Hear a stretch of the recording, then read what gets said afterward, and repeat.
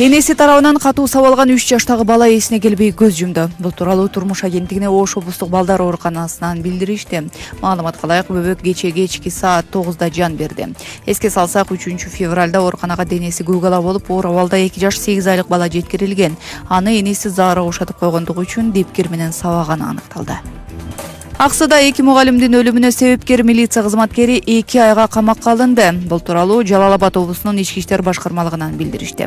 Андан тактап кетишкенде тиешелүү чечимди Аксы райондук соту чыгарды.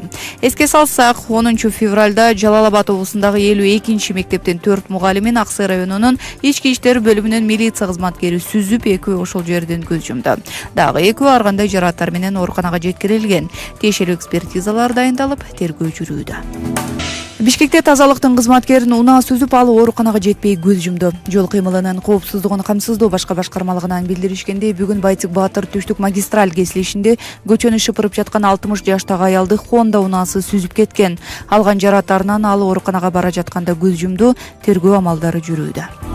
Ош облусунун Чоң Алай районунда жер астындагы суулар көтөрүлдү. Өзгөчө Кырдаалдар министрлигинин маалыматына ылайык, Каракабак айылында жер алдындагы суулар көтөрүлүп, муз катмары пайда болду. Турак жайларды суу каптоо коркунучу жаралып, учурда алдын алуу иштери жүрүп жатат. Анын ичинде дренаждык канал казуу. Бүгүнкү күнгө карата анын 185 метри казылды. Белгилеп кетсек, былтыр декабрда Токмокто жер алдындагы суунун деңгээли көтөрүлгөндүктөн аймакта чукул кырдаал режими киргизилген. Кыргызстанда ири мүйүздүү мал идентификациядан өттү. Бирка тагылган бодо малдын саны 1,5 миллион башты түздү. Муну менен идентификациянын биринчи планы аткарылды деп эсептелет, деп белгиледи ветеринария жана фитосанитария коопсуздугу боюнча инспекциянын төрагасы Калызбек Жумаканов. Планга ылайык кийинки кезекте эндер, жылкыларга, андан соң кичи мүйүздүү малга тагылат.